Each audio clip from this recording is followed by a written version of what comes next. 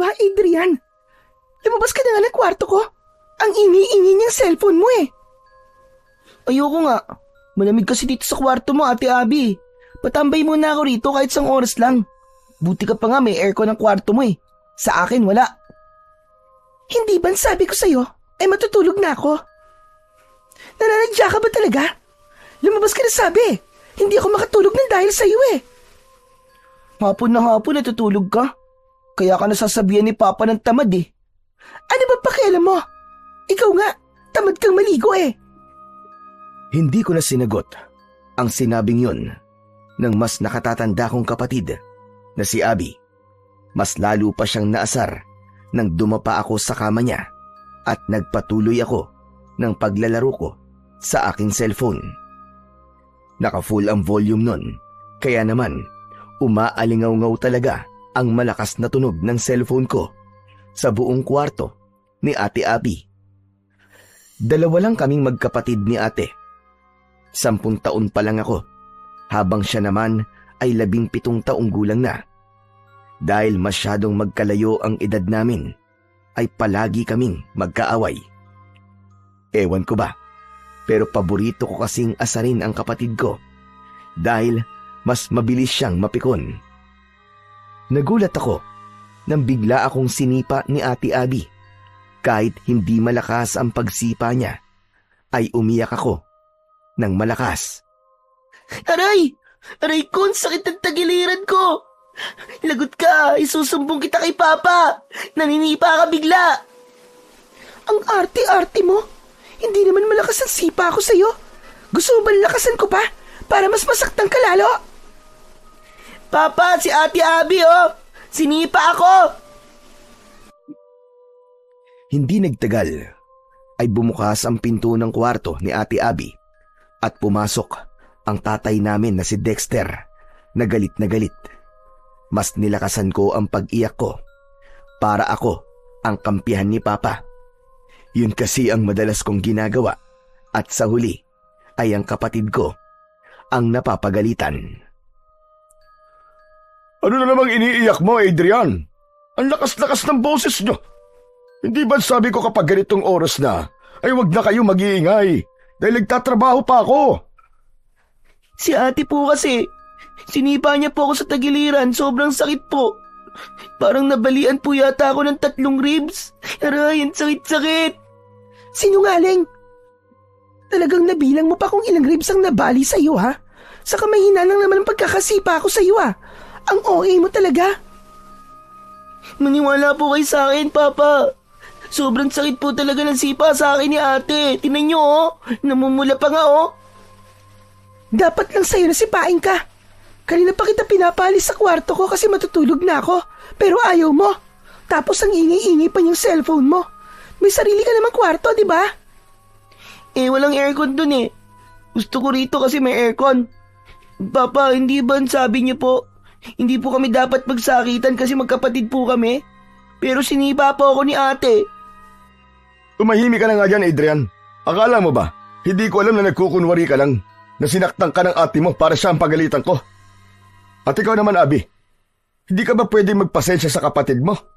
Baka nakakalimutan mong mas matanda ka kaysa sa kanya. Papa, kilala niyo po yung si Adrian. Sobrang kulit po niyan. Kahit anong pagtitimpi ang gawin ko dyan, ay talagang mauubusan ako ng pasensya sa kakulitan niya. Adrian, sige na. Lumabas ka na ng kwarto ng ate mo. Doon ka na lang sa sala at mas presko doon. Pero Papa... Lalabas ka ba o kukunin ko yung cellphone mo at 1 linggo mo yan hindi magagamit? Sige, mamili ka. Ano ba yan? Ang daya-daya naman. Bakit kasi hindi niyo palagyan ng aircon ng kwarto ko para hindi na ako nagpupunta dito sa kwarto ni ate kapag mainit eh. Saka na kapag may naipon na ako. Huwag ka nang maraming sinasabi. Lumabas ka na! Labag sa kalooban ko na lumabas ako ng kwarto ni Ate Abby. Masama ang loob ko dahil hindi ako kinampihan ni Papa sa pagkakataon na yon. Wala na akong nagawa kundi ang magpunta sa sala. Humiga ako sa malambot na sofa at itinuon ko na lang ang aking atensyon sa paglalaro ng games sa aking cellphone. Si Papa na lang ang kasama namin ni Abby sa bahay namin. Ang mama kasi namin ay 2 taon nang patay dahil sa kanser. Simula noon, si Papa na ang naging nanay at tatay namin ni ate. Nagtatrabaho si Papa bilang isang arkitek. Gumagawa siya ng plano para sa mga bahay at buildings. Maayos naman ang buhay namin. Naibibigay ni Papa ang pangangailangan namin, pero hindi niya kami pinalaki ni Ate Abby na spoiled. Ang totoo nga niyan, kaya madalas kong asarin ang kapatid ko, lalo na kapag nasa bahay si Papa, ay upang mapansin ako ni Papa. Sa sobrang busy niya kasi sa trabaho, ay wala na siyang oras sa amin ng ate ko. Yun lang kasi ang paraan ko para pansinin ako ng Papa namin. Kinagabihan, matapos magluto ni Papa ng hapunan, ay tinawag na niya kami ni Ate Abby. Seryoso si Papa sa paghahain ng pagkain nang umupo ako. Pinanood ko si Papa sa kanyang ginagawa. Papa, bakit hindi pa po kayo kumuha ng kasambay para meron na pong gumagawa ng mga gawaing bahay dito? Sa kayong pagluluto po, para hindi na po kayo napapagod. Oo nga naman, Papa. Para after ng work mo, makakapagpahinga ka na. Wala ka nang iintindihan, di ba? Ay nako mga anak, dagdag gastos lang yan. Kailangan nating magtipid, lalo na't nasa college ka na, Abby. Saka kapag kumuha pa ako ng kasambay, mas lalo lang kayo magiging tamad. Hindi kayo matututo sa mga gawain dito sa bahay. Lalo ka na, Abby, dalaga ka na. Aba, kahit yata pagsasaing hindi ka pa marunong. Yan, buti nga sa'yo ate, napagalitan ka tuloy. Ikaw din, Adrian, manahimik ka. Kahit lalaki ka at bata ka pa, ay kailangan mo ring matuto sa mga gawaing bahay. Ako nga, nung nasa ganyang edad ako, aba, marunong na akong magluto ah. Ako rin ang nag-aalaga ng mga kapatid ko kasi ako ang panganay. Kayo rin ang mahihirapan pagdating ng araw kapag hindi kayo natuto ng mga dapat niyong matutunan. Tandaan niyo mga anak, hindi habang buhay ay magkakasama tayong 3. Kaya habang maaga pa, kailangan matuto na kayo. Wala nang nagsalita pa sa amin ni Ate Abby. Alam kasi namin na kapag marami nang sinasabi si Papa at sumagot pa kami, ay hahaba na naman ang usapan. Maya-maya pa ay umupo na si Papa at nagdasal muna bago kami kumain. Habang kumakain ay biglang nagsalita si Ate Abby. Papa, magpapaalam po pala ako sa inyo. Birthday po kasi ni Cheska next week.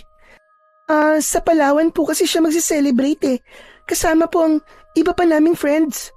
Puro babae naman po kami. Gusto ko po sanang sumama. Nako, pasensya ka na pero sabihin mo kay Cheska na hindi ka makakasama. Ano po? Bakit naman po? Kung hindi niyo po ako bibigyan ng pera, may ipon naman po ako Yun na lang po ang gagamitin ko, Papa. Narinig mo naman ako, di ba? Hindi pwede. May pupuntahan kayo ni Adrian. Saan po kami pupunta ni ate, Papa? Sa Lola Melda nyo. Sa probinsya, kung saan lumaki ang nanay nyo. Ano ba yan? Ayoko, Papa. Hindi po kami close ni Lola Melde. Tapos pupunta pa kami ron. Kaya nga para makilala nyo siya. Doon kayo ng buong bakasyon. Susunduin ko na lang kayo kapag pasukan nyo na sa school. Yes, okay lang sa akin, Papa. Gusto ko pong makilala si Lola Melda. Noong buhay pa po kasi si Mama, palagi niya pong kinikwento na napakabait daw po ni Lola. Sigurado po akong matutuwa si Lola kapag nakita po niya kami ni ate. Kung gusto mo, ikaw na lang ang pumunta ron, Adrian. Pabida ka. Papa, kahit wag mo na lang akong payagan na sumama sa Palawan. Basta, wag mo na lang akong papuntahin kay Lola Melda. Kahit dito na lang po ako sa bahay ng buong bakasyon. Hindi pwedeng masunod ang gusto mo sa pagkakataong ito, Abby. Naisip ko na kailangan magsama kayo ng kapatid mo sa ibang lugar at baka sakaling doon kayo magkasundo. Kay Lola Melda nyo, simple ang buhay. Walang TV, walang internet, at walang kuryente. Sigurado ko na mapipilitan kayo magbanding ni Adrian. Hindi na ako natutuwa na halos araw-araw kayo nagbabangayan. Dadalawa na nga lang kayo magkapatid tapos palagi pa kayo nag-aaway. Aba, mga anak, hindi magandang tignan yun. Eh di si Adrian na lang po ang ipadala nyo kay Lola Melda. Total, siya lang naman po may gustong pumunta ron eh. Basta, buo na ang desisyon ko. Isa pa, ayaw mo bang makilala ang lola mo? Nanay siya ng mama nyo, kaya dapat ay maging malapit kayo sa kanya. Bukas ay ihahatid ko na kayo ron, kaya mag-empake na kayo pagkatapos nyo kumain. Papa, sa akin po wala naman pong problema eh. Maganda nga po yun kasi makakapunta po ako sa ibang lugar. Wala rin po akong pakialam kahit wala pong kuryente ron at internet. Nagsalita ang konting init ay sumisiksik sa kwarto kung may aircon. Alam mo ba ang ibig sabihin kapag walang kuryente, ha?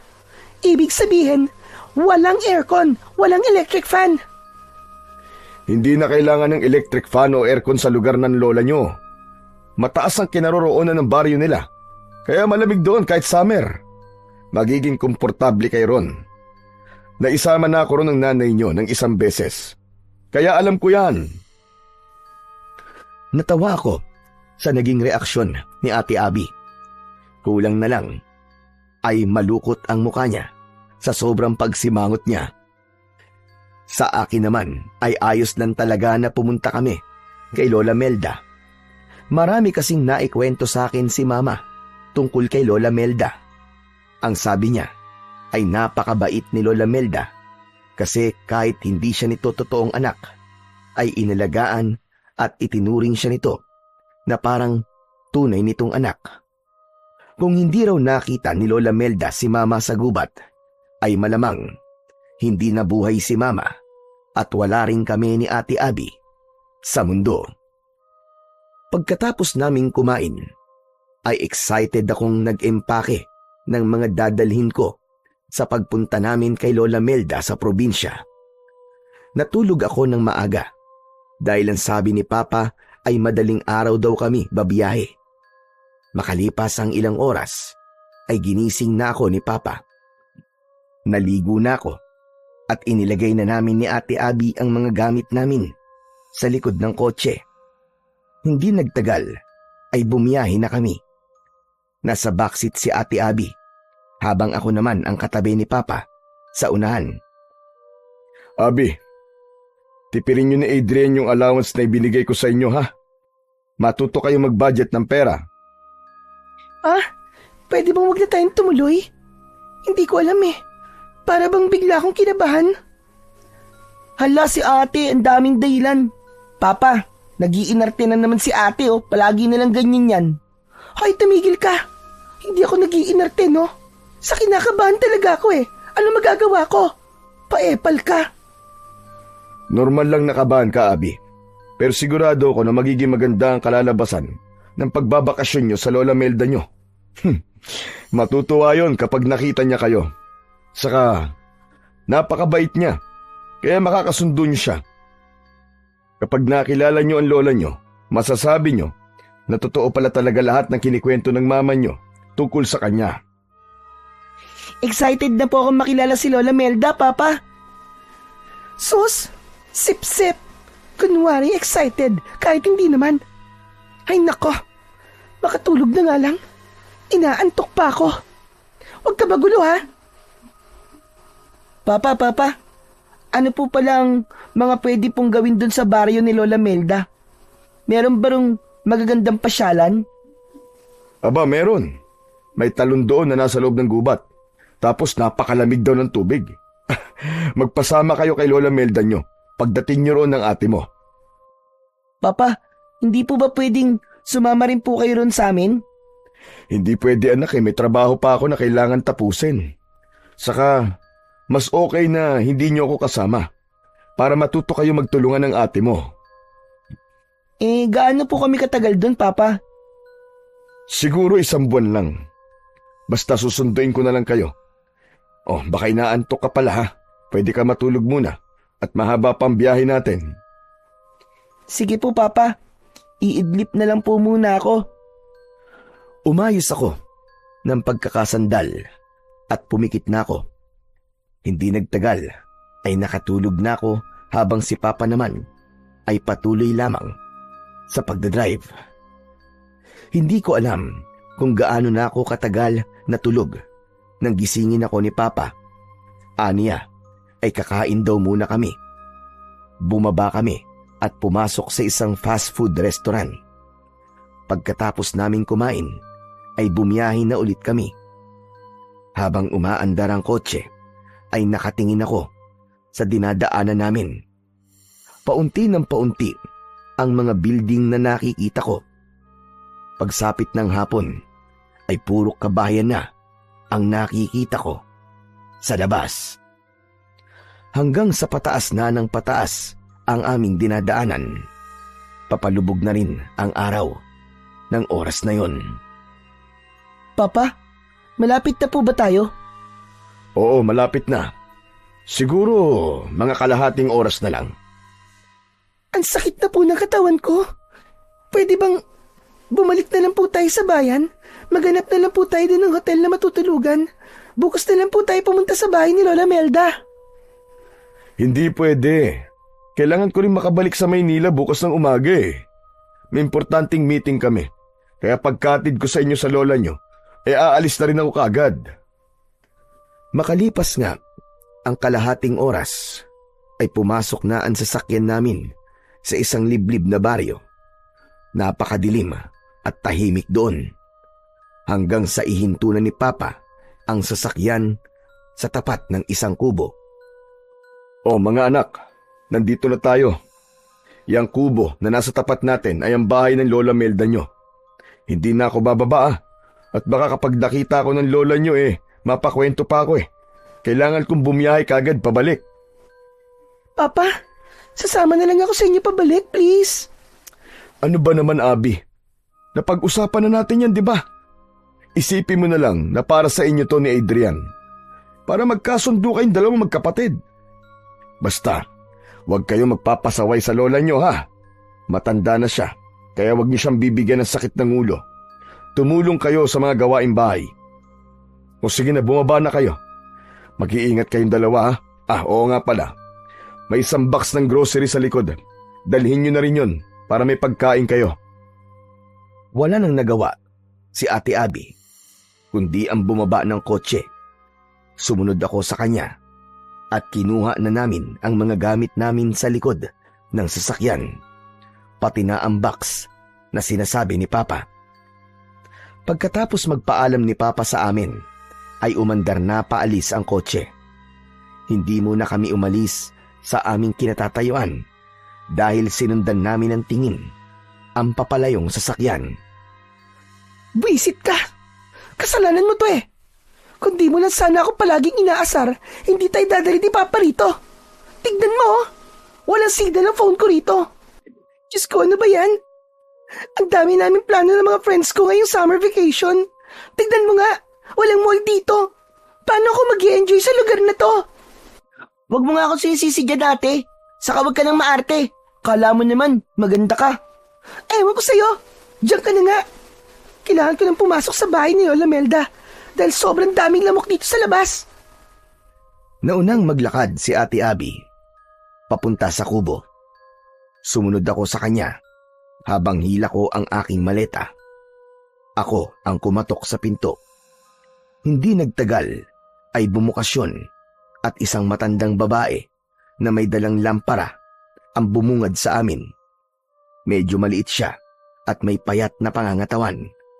Puro puti na ang buhok niya na umaabot sa bewang niya. Alam ko na si Lola Melda yun dahil nakita ko na ang picture niya na nasa aming bahay. Sino kayo? At ano kailangan nyo sa akin? Lola Melda, ako po si Adrian at siya naman po si Ate Abby. Anak po kami ni Dexter at Maricel. Ano ka ba? Si Maricel? Kayo na nga ba yan? Ang aking mga apo? Opo, Lola Melda. Kami na nga po ito. Aba, ang lalaki nyo na. Huli ko kayong nakita ay ilang taon lang ang nakakaraan. Bata pa ang ate mo doon at ikaw naman ay sanggol pa. Lola Melda, pwede po bang sa loob na po tayo magkwentuhan? Pinapapak na po kasi ng mga lamok ang binti ko eh. Ay, pasensya na. O sige, pasok kayo. Pagpasensyahan nyo na at maliit lamang ang bahay ko. Tuluyan ng binuksan ni Lola Melda ang pinto. Pumasok na kami ni Ate Abby. Iniligay namin sa isang sulok ang aming mga dala at naupo kami sa nag-iisang papag na naroon. Nang ipatong ni Lola Melda ang lampara sa ibabaw ng lamesa, ay humila siya ng upuan at naupo siya sa harapan namin ng kapatid ko. Kumusta kayo? Nakatutuwa na ba at dinalaw niyo ako rito? Ang papa niyo, nasaan siya? Hinatid lang po niya kami rito, Lola. Umalis din po siya kagad. Kailangan po kasi niyang makabalik kagad sa Maynila bukas ng umaga kasi may trabaho pa po siya. Ay, gano'n pa. Abay, sayang naman. Sana ay nagpakita siya sa akin kahit sandali lang. Huwag po kayong mag-alala kasi kapag sinundo po kami rito ni Papa ay magkakausap din po kayo. Alam niyo ba, ang totoo ay nag-iipon ako ng pera para pamasahe ko papunta sa Maynila. Gusto ko sana kayong dalawin. Nang namatay kasi ang nanay niyo, ay hindi ako nakapunta dahil may sakit ako doon. Bukod sa gusto ko kayong makita, ay gusto ko rin sanang dalawin ang puntod ng nanay ninyo. Eh di sumama na lang po kayo pagbalik po namin sa Maynila, Lola, para hindi na po kayo magbayad ng pamasahe, di po ba? Kailan ba kayo susunduin ng papa ninyo? Ang sabi po kasi ni Papa baka 1 buwan daw po kami rito para daw po makilala ka namin ni ate. Nawala ang ngiti ni Lola Melda. Biglang naging seryoso ang mukha niya hanggang para na siyang natatakot. Isang buwan? Aba, 1 buwan kayong mananatili rito. Opo, Lola. Ito po kasing si Adrian. Palagi po akong inaaway at inaasar. Napuno na po si Papa sa pag-aaway namin. At ang naisip niya pong solusyon para magkasundo po kami ni Adrian ay dalhin po kami rito. Para raw makapag-banding kami ni Adrian. As if makikipag-banding ako dyan, no? Mas gugustuhin ko pa nakausapin ng mga ibon at manok dito kesa dyan sa kapatid ko. Hindi rin naman kita gustong kausapin, ate. Parehas lang tayo ng nararamdaman. Talaga? Sandali lang. Huwag kayo mag-away. At isa pa, hindi kayo maaaring magtagal dito. Kailangan ninyong umalis kagad. Ang akala ko naman ilang araw lang kayo rito. Hindi ko alam na 1 buwan kayong mananatili dito sa aking bahay. Teka, may telepono ba kayo? Baka pwede niyong tawagan ng inyong tatay at sabihin na sunduin na kayo kagad ngayon. Hala, bakit Lola? Ayaw niyo po ba kaming makasama ng matagal? Hindi naman sa ganun na po. Ang totoo niyan ay gustong-gusto kayong makasama na matagal. Pero hindi sa lugar na ito. Hindi kayo maaaring magtagal dito. Abi, ilabas mo na ang inyong telepono at tawagan mo kagad ang tatay mo. Lola, simula po nang dumating kami rito ay wala na pong signal ang cellphone ko. Ano ka ba? Signal? Signal po. Kailangan po ng signal para makatawag po ako kay Papa. Kaya hindi ko po siya matatawagan. Tumayo si Lola Melda at naglakad-lakad siya na para siyang hindi mapaanak na pusa. Nagkatinginan kami ni Ate Abby. Nagtaka ko sa ikinikilos ni Lola. Hindi ko maintindihan ang sinabi niya na gusto niya kaming makasama ng matagal pero hindi sa lugar na yon. Tahimik lang kami ng ate ko. Maya-maya pa ay tumigil na sa paglalakad si Lola Melda. Kung ganon, ay wala na pala tayong magagawa, kundi ang hintayin na sunduin kayo ni Dexter. Pero napakatagal lang 1 buwan. May magiging problema po ba kung magtatagal po kami rito, Lola? Malaki. Malaki ang magiging problema. Kung gusto niyo po, aalis na po kami bukas. May pera pong ibinigay si Papa sa akin. Yun po ang gagamitin namin ni Adrian na pamasahe pabalik sa Maynila. Wala sasakyan na pumapasok dito para magatid palabas ng lugar na ito. Kung maglalakad naman kayo, ay hindi rin maaari dahil aabutin kayo na napakahabang oras. Sa tingin ko, ay wala na tayong magagawa kung di manatili kayo rito hanggang sa sunduin kayo ng tatay nyo.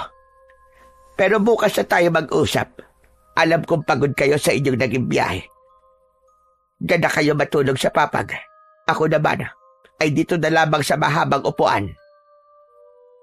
Medyo inaantok na nga po ako. Pero ayos lang po ba kayo dyan sa upuan, Lola? Oo naman. Maliit naman ako kaya kasya ako dyan. Sige na, matulog na kayo magkapatid. Nang patayin na ni Lola Melda ang sindi ng lampara, ay nahiga na ako. Mabuti na lang at kasya sa papag ang 2 tao, kaya kahit paano ay hindi kami siksikan ni Ate Abby. Makalipas ang mahigit 1 oras, ay gising pa rin ako. Hindi dahil sa hindi ako sanay matulog sa papag, kundi dahil namamahay ako. Kahit anong posisyon ang gawin ko sa paghiga, ay hindi ako dinadalaw ng antok. Hanggang sa nasiko ko ang braso ni Ate Abby nang dahil sa kalikutan ko. Ano ba, Adrian? Bakit ba ang likot-likot mo? Maliit na nga tong higaan para sa ating dalawa. Hindi ka pa mapakali dyan. Paano? Hindi kasi ako makatulog, ate. Pumikit ka para makatulog ka. Hindi yung ang likot-likot mo dyan. Tapos pati pagtulog ko, naiistorbo mo. Buti nga ikaw, nakatulog na eh. At kinising ako ng kalikutan mo. Bakit? Kasalanan ko ba kung hindi ka makatulog?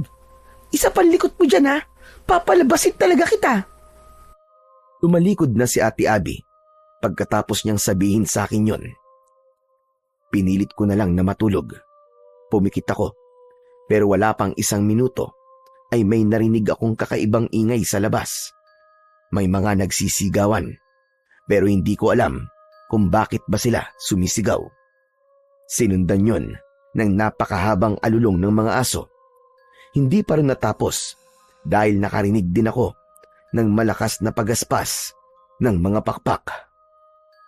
Ang unang pumasok sa isip ko ay baka maraming malaking ibon sa baryong yon. Nang tumahimik na ang paligid, ay unti-unti na akong tinamaan ng antok. Hindi nagtagal, ay tuluyan na akong nakatulog ng mahimbing. Kinabukasan ng umaga, ay nauna akong nagising kay Ate Abby. Nakita ko si Lola Melda na nagtitimpla ng kape. Nagising na rin si Ate Abby at agad siyang sumimangot. Aray, ang sakit ng likod ko. Pasensya na. Alam ko na sanay kayo sa malambot na higaan. Wala kasing kutsyon dito sa bahay ko. Huwag niyo pong pansinin si Ate Lola Melda. Talagang maarte lang po yan eh, saka reklamadora pa. Kaya nga po palagi po siya napapagalitan ni Papa eh. Sa masakit ang likod ko eh. May magagawa ba ako? Pakialamero ka. Hay nako, mukhang tama nga ang sinabi niyo. Palagi kayo nag-aaway na magkapatid. Magmumug na kayo doon sa batalan at saluhan niyo na ako rito sa almusal. Lola, what's batalan? Ang arte talaga nito. Batalan lang, di mo pa alam. Lababo yun. Kung saan naguhugas ng pinggan. Wala bang subject na Pilipino nung elementary at high school ka, ate? At hindi mo alam kung ano ang batalan? Bakit ba? Sa hindi ko alam eh. Hindi na ako sumagot. Nauna na akong nagpunta sa batalan para maghilamos at magmumog. Sumunod si Ate Abby sa akin at pagkatapos ay magkasabay na kaming naupo sa pagkainan. Ipinagtimpla ko na kayo ng kape. Kung kulang sa tamis, ay dagdagan nyo na lang ng asukal. Pagpasensyahan nyo na lang at kabote ang ating almusal. Ayos lang ba yun sa inyo? Ayos lang po sa akin, Lola. Hindi naman po ako mapili pagdating po sa pagkain eh. Lola, wala po ba kayong pancake o bacon? Yan po kasi ang madalas na niluluto ni Papa para sa amin tuwing breakfast. Hindi ka ba marunong makaintindi, ate? Kamote nga lang ang almusal natin. Talagang naghahanap ka pa ng wala. Kahit sinigang na kanin po, Lola, tapos itlog, tapos yung sinagag po ay maraming bawang na toasted. Bawang? Abay walang bawang sa baryong ito. Pati na rin asin. Ano? Seryoso po ba yan? May lugar po bang walang bawang at asin? Meron. Dito sa lugar na ito ay ipinagbabawal ang bawang at asin. Bakit po, Lola? Ano po bang meron sa bawang at asin? At ipinagbabawal po yun dito. Huwag kayong magtanong. Kumain na muna tayo at lalamig na ang kape nyo. Hindi na ako nagsalita at kumuha na ako ng isang kamote. Binalatan ko yon, saka ko kinain.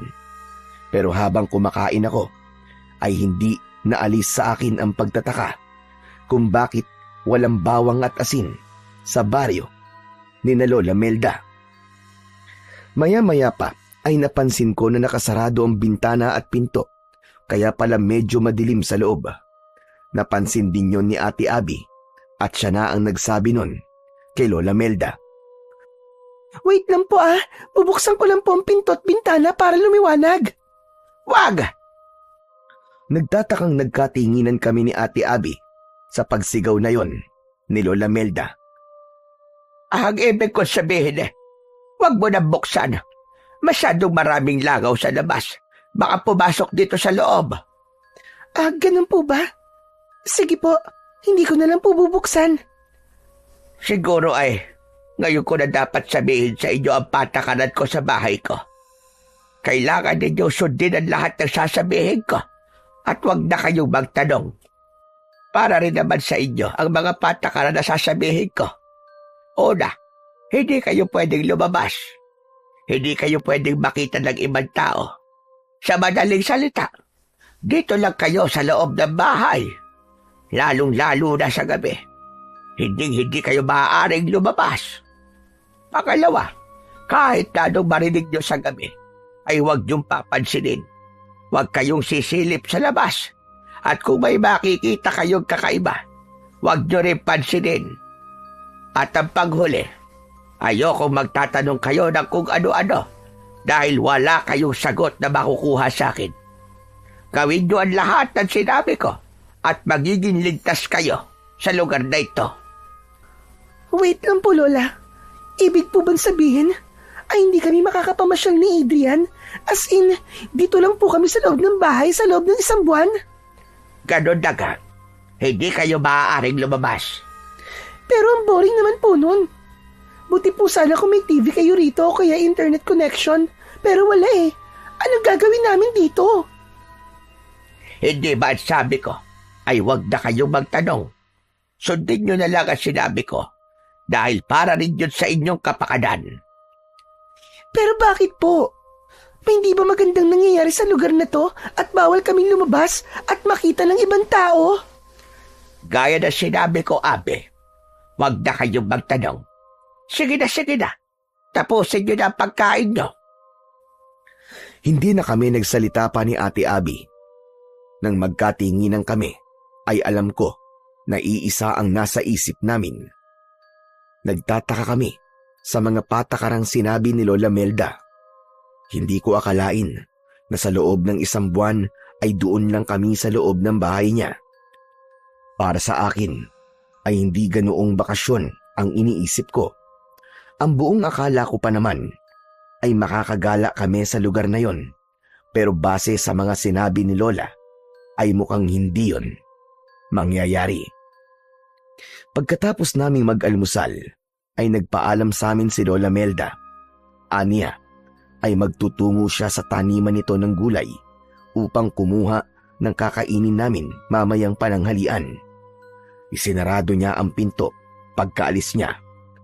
Humiga ako sa papag habang naglalaro ng isang offline games sa aking cellphone. Si Ate Abby naman ay hindi mapakali at panay ang lakad niya. Hindi ko magets kung bakit bawal tayong lumabas. Anong gagawin natin dito sa loob ng bahay ni Lola? Wala namang mapaglibangan dito. Wala ring internet. Paano ko malalaman ang ginagawa ng mga friends ko? Siguro merong mamamatay tao dito na gumagala, no? Kaya hindi tayo pwedeng lumabas. Ewan ko. Sabi ko na nga hindi na dapat ako pumunta rito. Kung alam ko lang na ganito ang sitwasyon dito, hindi na sana ako sumunod kay Papa. Nagmatigas na lang sana ako. Huwag ka na magalit dyan, ate. May cellphone ka naman, di ba? Gamitin mo na yan para malibang ka. At paano naman ako malilibang sa cellphone ko, Aber, kung walang internet connection? Saka sige, gamitin mo yung cellphone mo para malobat ka agad yan. Sa tingin mo ba, makakapag-charge ka kapag nalobat yan? Ipapaalala ko lang sa'yo na walang kuryente rito. Agad akong huminto sa paglalaro nang mapagtanto ko yun. Kinabahan ako dahil kalahati na ang nabawas sa battery percentage ng cellphone ko. Hindi ako sigurado kung ilang araw na lang ang itatagal ng battery ng cellphone ko kapag palagi ko yung ginagamit. Naku, oo nga no. Pero hayaan mo, ate. Kakausapin ko si Lola Melda. Sasabihin ko sa kanya na baka pwede tayong lumabas kahit sa likod lang tayo ng bahay niya. Hindi naman siguro tayo makikita ron ng mga tao, di ba? Isa pa yan sa hindi ko maintindihan kung bakit hindi tayo pwedeng makita ng ibang tao. Walang sense yung mga patakaran niya. Tama ka dyan, ate. Saka, nagtataka rin ako kung bakit biglang nagbago ang mood ni Lola nang malaman niya na 1 buwan tayo rito, di ba? Kasalanan mo to Dapat kasi, hindi ka pumayag na sabihin ni Papa na dadali niya tayo rito. Masyado ka kasi pabibo kay Papa Kung sumang-ayon ka lang sana sa akin at dalawa tayong tumutol sa gusto ni Papa, baka mas nakinig siya sa atin. Hindi ko naman kasi alam na ganito ang mangyayari, ate. Sa totoo lang, okay lang sa akin na walang internet at kuryente. Akala ko makakagala tayo rito. Pero hindi pala. See? Akala mo kasi ay palagi ako nag-iinarte. Mas matanda ako sa'yo, no? Kaya mas marami akong alam kaysa sa'yo. Saka, hindi ba sinabi ko na bago tayo umalis, kinakabahan ako? Tama pala ang kutob ko. Hindi pala talaga dapat tayo tumuloy dito. Ewan ko ba kasi dun kay Papa kung bakit gustong-gusto niya makilala pa natin si Lola Melda. Nabuhay naman tayo nang hindi natin siya nakikilala, di ba? Oh, tignan mo ang nangyari ngayon sa atin. Stranded tayo rito. Ate, huwag ka naman magsalita ng ganyan. Nanay ni Mama si Lola Melda, kaya walang masama kung makikilala at makakasama natin siya, di ba? Anong nanay yung sinasabi mo? Hindi naman totoong nanay ni Mama si Lola Melda. Technically, hindi natin siya kaano-ano. Nagulat kami ni Ate Abby nang biglang bumukas ang pinto at pumasok si Lola Melda. Namutla si Abby dahil seryoso ang muka ni Lola habang bitbit niya ang isang basket na may nakalagay na mga gulay. Lola, nandiyan na po pala kayo. Ang bilis niyo naman po. Akala ko po mamaya pa po kayo babalik. Malapit lang dito taniman ko ng mga gulay. Akala niyo ba ay magtatagal ako ron? Kaya kung ano-anong pinag-uusapan yung dalawa. Si ate lang po ang kung ano-ano po ang sinasabi. Anong ako lang? Narinig ko mga sinabi mo, Abby. Tama ka. Hindi nga ako ang totoong nanay ni Maricel. Pero kahit hindi ko siya kadugo, ay itinuring ko siya na parang nanggaling sa akin. Kung buhay lang sana nanay niyo, siya mismo magpapatunay nun. Naniniwala naman po ako sa inyo, Lola. Madalas po kayong ikwento sa amin ni Mama nung buhay pa po siya. Wala po siyang nasabing hindi maganda tungkol sa inyo. Kaya nga po nang sabihin po ni Papa na pupunta kami rito ni ate, ay pumayag po kagad ako. Si Ate Abby lang po talaga ang kung ano-anong sinasabi tungkol sa inyo Talagang nilaglag mo ako Okay. Naniniwala naman po ako mabait kayo, Lola Pero ang hindi ko talaga maintindihan ay kung bakit kailangan dito lang kami sa loob ng bahay. Nagpunta po kami rito para magbakasyon at hindi maging parang preso. Mas ligtas kasi kayo rito sa loob. Maniwala kayo. Para rin sa inyo ang mga sinasabi ko. Sundin niyo na lang ako para walang masamang mangyari sa inyo. Eh bakit nga po bawal kami lumabas? Ano po bang meron sa labas? Huwag na kayong magtanong. Gawin niyo na lamang ang sinasabi ko. Mas maganda po kung maiintindihan namin ng kapatid ko kung bakit bawal kami lumabas. Kaya please naman, Lola, sabihin niyo na po sa amin ang dahilan. Mas mabuting hindi nyo na lamang malaman. Mamaya na tayo mag-usap at lilinisin ko pa ang mga gulay na kinuha ko. Diretsyong naglakad si Lola Melda sa batalan habang nagkatinginan kami ni Ate Abby. Napailing na lang ang kapatid ko habang ako naman ay nag-isip ng maaaring dahilan kung bakit hindi kami pinapalabas ni Lola ng bahay niya. Sa unang 2 araw namin sa bahay ni Lola Melda, ay palagi kaming nasa loob ng bahay. Hindi namin tinangkang suwayin ang utos ni Lola Melda dahil baka magalit siya sa amin ni Ate Abby. Pero isang hapon, nang kami lang ni Ate Abby ang nasa bahay, ay napansin kong inip na talaga si ate. Panay ang lakad niya at hindi naaalis ang pagsimangot sa kanyang muka. Hanggang sa nainis na nagsalita si Ate Abby. Ay, ano ba yan? Naiinip na ako. Wala na akong ibang nakikita kundi ang 4 na sulok ng bahay na ito at ang nakakabwisit mong mukha, Adrian. Ako rin naman eh. Nabibwisit na ako sa mukha mo, ate. Palagi ka kasing nakasimangot. Sino bang hindi sisimangot? Kung para tayong preso na nakakulong dito. Hindi ko na kaya. Lalabas na talaga ako. Kailangan ko maglakad-lakad. Kailangan ko makasagap ng sariwang hangin. Hindi ka pwedeng lumabas, ate. Baka mamaya mapagalitan ka ni Lola. Wala akong pakialam. Saka saglit lang naman ako eh. Babalik agad ako bago pa bumalik si Lola Melda. Hindi ba naroon siya sa taniman niya ng gulay? For sure, matatagalan siya bago makabalik. Naku, bahala ka nga sa buhay mo, Ate Abby.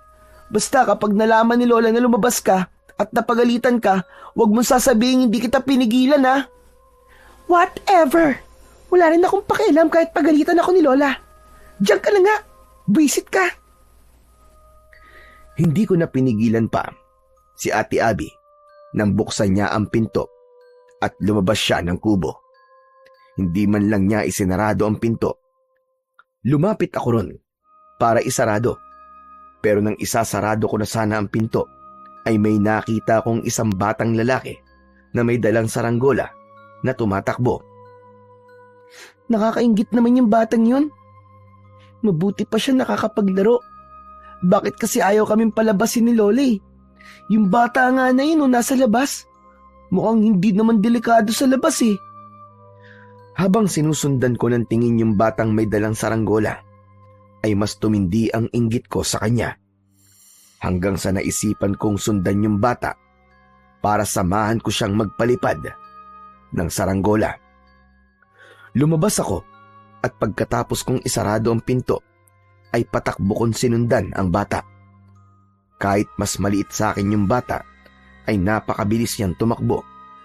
Pumasok siya sa gubat, pero nakasunod pa rin ako sa kanya. Hanggang sa mabilis na nawala sa paningin ko ang bata. Luminga-linga pa ako sa paligid. Pero hindi ko na siya nakita. Hala, nasaan na siya nagpunta? Nasaan na yung batang yun? Grabe, ang bilis naman niyang tumakbo. Bigla siyang nawala. Napakamot ako sa likod ng aking ulo, pero hindi pa rin ako sumuko na hanapin yung bata. Hindi pa kasi ako nakapagpapalipad ng saranggola at gusto ko yung subukan. Nagpatuloy ako sa paglalakad hanggang sa may narinig akong kaluskos sa kung saan.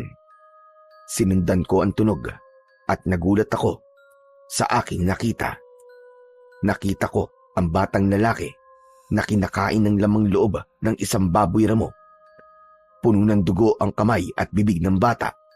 Para siyang gutom na gutom at sarap na sarap kahit hilaw ang kinakain niya. Hindi ako nakagalaw sa aking kinatatayuan. dahil sa sobrang pagkabigla. Nagulat ako nang mula sa likod ko ay may kamay na tumakip sa aking bibig. Hinila ako ng taong yun palayo. Sinubukan kong makawala pero mas malakas sa akin ang taong yun. Binalot ako ng takot. Gusto kong sumigaw pero hindi ko magawa. Nang nakalayo na kami sa bata, ay saka lang ako pinakawalan ng taong humila sa akin. Sisigaw sana ako, pero pagharap ko ay nakita ko si Lola Melda. Bakas sa mukha niya ang galit. Lola, ikaw pala. Akala ko'y kung sino na eh. Umuwi na tayo at doon tayo mag-uusap. Pero Lola, yung bata po. Yung bata. Hindi ka ba talaga marunong makinig? At sabi ko, ay sa bahay na tayo mag-uusap. Nauna nang naglakad si Lola Melda at wala na akong nagawa kundi ang sumunod sa kanya. Napansin ko na nagmamadali ang lola ko sa paglalakad at halos hindi ko siya masabayan. Pagdating namin sa bahay ay naroon na si Ate Abby at kumakain siya ng suman. Buti naman at nakita mo siya, Lola. Salamat naman at ligtas ang kapatid ko. Adrian, hindi ba't sabi ko sa iyo ay hindi kayo pwedeng lumabas? Ganun ba kahirap ang pinapagawa ko sa inyong magkapatid? Kasi po Lola, nakita ko po yung bata na nagpapalipad po ng saranggola. Nainggit po ako sa kanya kaya sinundan ko siya eh. Kahit na, hindi ka pa rin dapat lumabas. Ganyan ba kayo pinalaki ng tatay niyo? Hindi kayo marunong sumunod sa sinasabi na mas nakatatanda sa inyo? Sorry na po Lola. Pero bakit ako lang po ang pinapagalitan nyo? Lumabas din naman po si Ate Abby ah. Hoy, huwag kang sinungaling. Hindi ako lumabas, no? Di ba, Lola? Nang dumating po kayo dito, nandito po ako. May pasalubong pa nga po kayong suman eh. Hala, ikaw ang sinungaling ate. Lola, si ate po na unang lumabas. Sumunod lang po ako sa kanya, maniwala po kayo sa akin. Sinungaling yan, sinungaling. Tama ang ate mo. Dumating ako nandito siya. At sabi niya sa akin, ay ikaw lang ang lumabas. Pinigilan ka pa araw niya, pero hindi ka nagpapigil. Matalim kong tinignan si Ate Abby. Doon ko na-realize na bago nakauwi si Lola Melda ay nagawa ng bumalik ni ate sa bahay. Kaya inakala ni Lola na hindi siya lumabas hanggang sa naalala ko yung batang nakita ko sa gubat. Pero Lola, yung ano po, yung batang nakita ko po sa gubat. Bakit po siya kumakain ng baboy damo? Tapos, hilaw pa po yung kinakain niya. Ganito po ba sa lugar niyo, Lola? Kumakain po ng hilaw na karne ang mga tao. Ano ba sinasabi mo, bata ka? Wala naman ako nakitang bata sa gubat na kumakain ng baboy ramo. Ano? Paanong wala po, Lola Melda? Nasa harap lang po natin yung bata kanina, di ba? Hay nako, kung ano-ano tumatakbo sa imahinasyon mo. Iniiba mo lang ba ang usapan para mawala ang galit ko sa iyo? Hala sige, gana muna kayo at magsisibak lang ako ng kahoy sa labas. Sana naman ay ito na ang huling beses na susuwayin mo ako. Naiintindihan mo ba, ha Adrian? Opo, sorry na po ulit. Matapos yun, ay lumabas na si Lola Melda. Nang kami na lang ni Ate Abby ang nasa loob ng bahay, ay pigil na tumawa si ate na parabang nang aasar. Sabi ko naman sa'yo, di ba? Babalik ako bago dumating si Lola Melda. Ikaw kasi, lumabas ka pa eh. Nahuli ka niya tuloy. Ang galing mo talagang magsinungaling ate, no? Grabe ka. Ginawa ko yon para hindi ako mapagalitan. Dapat kasi ginagamit mong utak mo kahit minsan lang. Pero teka, ano yung sinabi mo kanina na may nakita kang batang kumakain ng baboy ramo? Totoo ba yon? O gawa-gawang kwento mo lang? Ate, maniwala ka. Pexman cross my heart. Totoong-totoo yun. Sinundan ko yung bata na may dalang saranggola. Pagpasok niya sa gubat, bigla siyang nawala. Tapos hinanap ko siya. Nang nakita ko ulit siya, ay kumakain na siya ng baboy ramo. Parang Siya pa nga mismo ang pumatay dun sa baboy damo na yun eh. Kasi puro dugo talagang kamay niya.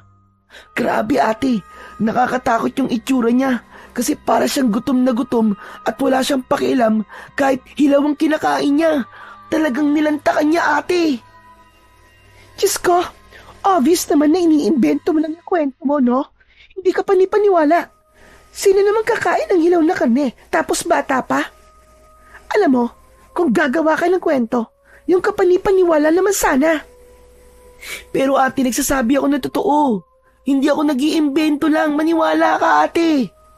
Kahit nga si Lola hindi naniniwala sa'yo eh. Ako pa kaya? Bahala ka nga kung ayaw mo maniwala. Basta, nagsasabi ako na totoo. Maarting inirapan ako ni Ate Abby. Itinuon niya ang kanyang atensyon sa kanyang cellphone habang ako naman ay napaisip kung totoo o hindi ba ang aking nakita. Pero sa huli, alam ko sa sarili ko na hindi yun isang imahinasyon.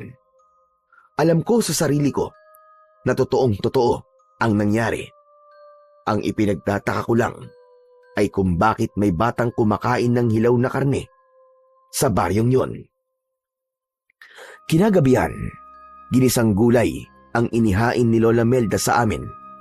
Nang tikman ko yon, ay hindi ko naiwasan ang mapasimangot. Bakit naman parang hindi mo nagustuhan ang niluto ko, Adrian? Talagang may pagsimangot ka pa dyan. Kasi po, wala pong lasa yung niluto nyo eh. Kahit po yung mga niluto nyo nung mga nakaraang araw, wala rin pong lasa. Talaga po bang wala po kayong asin sa baryong to? Hindi ba sinabi kong wala? Hayaan mo na at masustansya ang pagkain kapag walang asin. Saka, kulang po sa flavor ang mga luto nyo, Lola. Sorry po pero nagsasabi lang po kami ng totoo.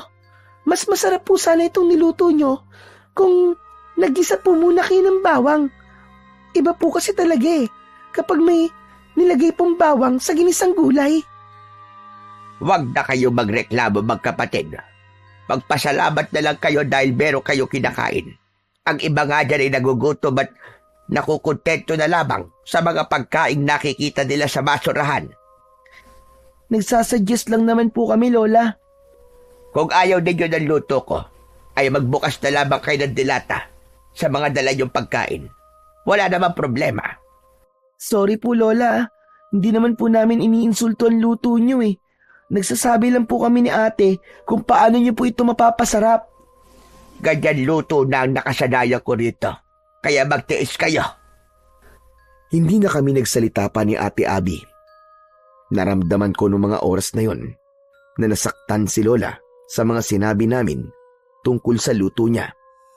Kaya kahit walang lasa ang ginisang gulay na yon, ay kumain pa rin ako at ipinakita ko kay Lola Melda na nasasarapan ako sa pagkain, kahit ang totoo ay hindi. Pagkatapos ng hapunan, ay naghugas na kami ni ate ng mga pinagkainan namin. Si Lola Melda naman ay inayos na ang aming tulugan. Nang lumabas na si Lola Melda, ay doon ko na kinausap si Ate Abby. Ate, ano kayang dahilan kung bakit walang bawang at asin sa baryong to, no? Malay ko, dito ba ako nakatira para masagot ko yung tanong mo? Ang sungit-sungit mo naman. Nagtatanong lang naman ng tao eh. Hindi ko naman sagot okay? Pero sigurado ako na may malalim na dahilan kung bakit walang bawang at asin dito. Ano palang nangyari ate nung lumabas ka? Saan ka pala nagpunta nun? Wala naman. Naglakad-lakad lang ako. Umuwi na kagad ako kasi ang sama ng tingin sa akin ng mga taong nakakita sa akin Para bang gusto nila akong saktan. Grabe, ang creepy nila, as in. Ibig sabihin, may nakakita sa'yo na ibang tao ate. Hala ka, hindi ba ang sabi ni Lola ay hindi tayo pwedeng makita ng ibang tao sa lugar na to? Wala namang ginawa sa akin yung mga tao Bukod sa tinigdan lang nila ako na masama. Siguro, hindi lang sila sanay na makakita ng ibang tao rito.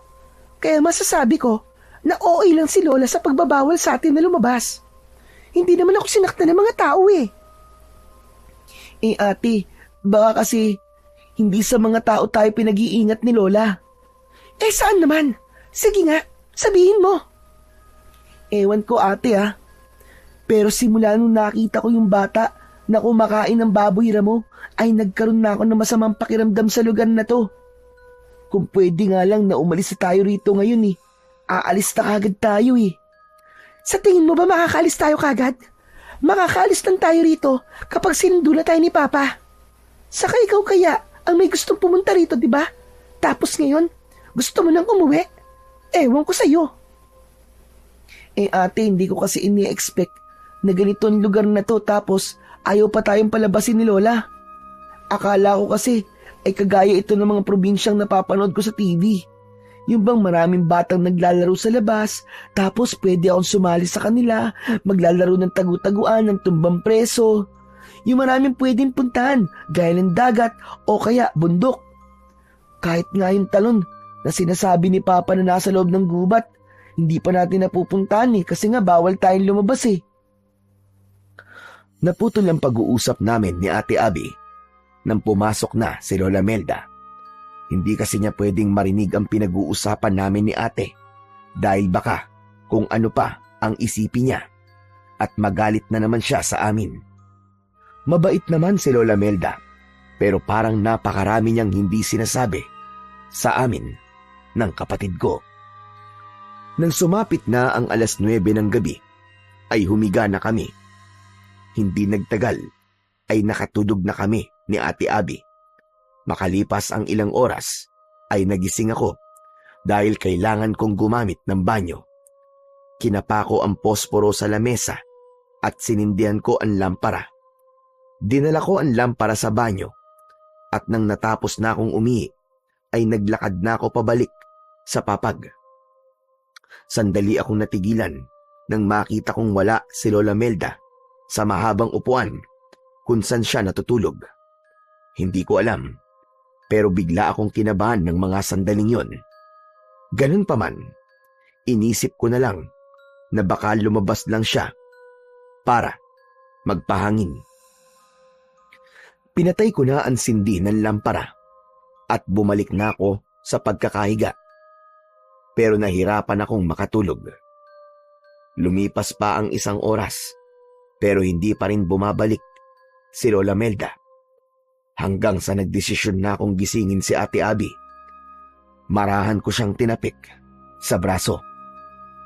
Ate, gising! Ate, gising! Ano ba, Adrian? Bakit ba ang hilig mong mga abala na natutulog, Kasi ate, si Lola, kanina pa siya wala Pagising ko kanina, wala na siya tapos 1 oras nang nakalipas pero wala pa rin siya. Baka nasa taniman lang ng gulay yon. Matulog ka na lang dyan. Ikaw talaga napaka-istorbo mo. Pero hindi naman siya nagpupunta sa taniman ng gulay ng ganitong oras, ate. Madaling araw na kaya. Di baka nagpapahangin? Baka hindi siya makatulog, kaya naglalakad-lakad siya. Hindi, ate. Kinakabahan kasi ako Baka kung ano na nangyari kay Lola. Hanapin kaya natin siya sa labas. Ayoko nga. Kung gusto mo, ikaw na lang. Total, ikaw naman na nakaisip. Wala ka talagang pakialam kay Lola, no? Kung ayaw mo akong samahan, ako na lang ang maghanap sa kanya. Bumaba ako sa papag at dire-diretso akong naglakad papunta sa pinto. Nang bubuksan ko na ang pinto, ay hinawakan ni Ate Abby ang braso ko. Oo na. Sasamahan na kita. Baka mamaya, kung ano pa mangyari sa'yo sa labas, paniguradong masisisi naman ako ni Papa. Natuwa ako dahil sinamahan ako ni Ate Abby sa paglabas ng bahay. Napakalamig ng hangin at sobrang tahimik ng paligid. Sinabi ng ate ko na baka nasa likod ng bahay si Lola, kaya naglakad kami papunta roon. Habang papalapit kami sa likod ng bahay, ay nakarinig kami ng malakas at mabilis na paghingal. Natatakot na nagkatinginan kami ni Ate Abby. Sumenya siya sa akin na wag akong maingay. Naging maingat ang aming pagakbang habang nakasandal kami sa dingding ng kubo. Pagsilip namin ay nakita namin sa likod ng kubo ang isang nilalang na nakatalikod sa amin. Nakaluhod siya at para siyang may kinakain na kung ano. Dahil madilim ay hindi namin masabi kung si Lola Melda ba yun. Ang sigurado lang kami ay isa yung matandang babae na may magulong buhok na kulay puti. Lola Melda, ikaw ba yan? Mabilis na lumingon ang nilalang. Sabay kaming napasigaw ni Ate Abby nang makita namin ang nakakatakot na itsura ng nilalang. Puno ng dugo ang bibig at kamay nito. Matutulis ang kanyang mga ngipin at mabalasik ang kanyang muka. Para siyang isang halimaw na hindi namin maintindihan kung ano talaga siya. May hawak ang nilalang na patay na manok at yun ang kinakain niya. Hinawakan ni Ate Abby ang kamay ko at hinila niya ako pabalik sa loob ng kubo. Mabilis niyang isinarado ang pinto. Narinig namin ang mahaba at nakakatakot na pag-angil nang nakita naming nilalang. Napayakap kami sa isa't isa ni Ate Abby. Parehas kaming nanginginig sa sobrang takot. Ate, ano yun? Ano yung nilalang na yun? Hindi ko alam. Para siyang halimaw na demonyo na ewan. Malay ko! Naku ate, baka pumasok siya rito. Anong gagawin natin? Baka kainin din tayo ng gaya nung sa manok. Sabi ko naman kasi sa'yo may mga taong kumakain dito ng hilaw na karni.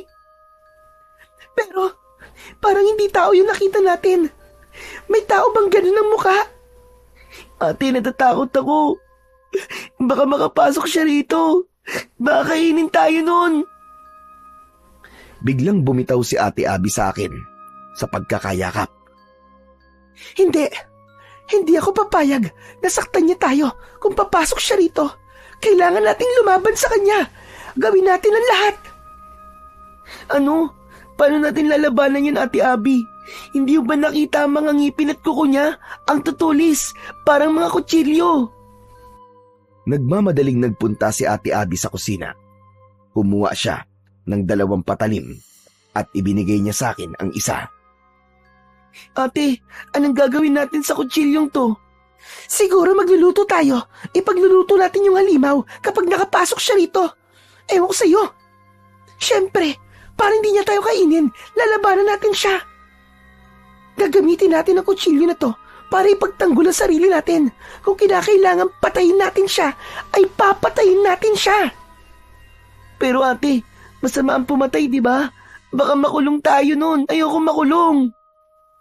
Kahit na ikaw ang papatayin, masama pa rin ba yun? Saka huwag ka mag-alala. Kung mapapatay man natin ang halimaw na yun, ay hindi tayo makukulong. Dahil ipagtatanggol lang natin ang ating sarili. Self-defense ang tawag doon. Kaya lakasan mo ang loob mo, Adrian. Kailangan mong maging matapang. Naunang pumuesto si Ate Abby sa harapan ng pinto. Tumabi ako sa kanya. Nanginginig pa rin ako nang dahil sa sobrang takot. Kahit malamig, ay tagaktak ang pawis sa aking muka. Maya-maya pa ay nakarinig kami ng yabag ng paa sa labas. Palapit yon ng palapit sa pinto. Tumigil ang yabag sa harap ng pinto, kaya maigpit kong hinawakan ng kutsilyo. Tinignan ko si Ate Abby. Hindi niya inaalis ang tingin sa pinto at nakatutok doon ang kutsilyong hawak niya. Hanggang sa bumukas ang pinto, sabay kaming napasigaw ni ate sa sobrang takot at gulat. Hoy! Ano't sumisigaw kayong dalawa? Ako ito! Sa sobrang tuwa ko na makitang ligtas si Lola Melda, ay tumakbo ko sa kanya at mahigpit ko siyang niyakap. Lola, buti na lang at buhay pa po kayo. Akala ko po kung ano na po nangyari sa inyo At bakit naman ganyan na sinasabi mong bata ka? Ano bang iniisip mo? Na mamamatay ako? Kasi po, nagising po si Adrian na wala kayo. Kaya po lumabas kami para hanapin kayo. Tapos Lola, may nakita po kaming parang halimaw sa likod ng bahay niyo. Nakakatakot po ang itsura niya. Para po siyang tao, pero sigurado po kami na hindi po siya tao. Ano ba sinasabi mo, Abi?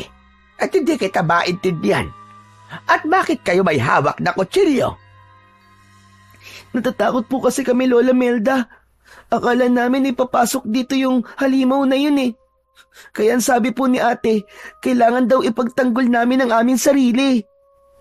Ay, nako. Kayo talagang magkapatid. Kung ano-ano na lamang ang nakikita nyo.